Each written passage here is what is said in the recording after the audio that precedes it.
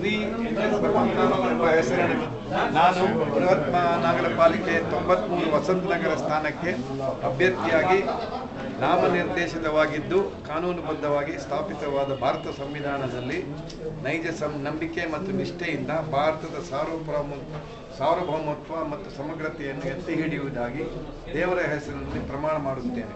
ಶ್ರದ್ಧಾಪೂರ್ವಕವಾಗಿ ದೃಢೀಕರಿಸುತ್ತೇನೆ. Sign here and write your name underneath and bold.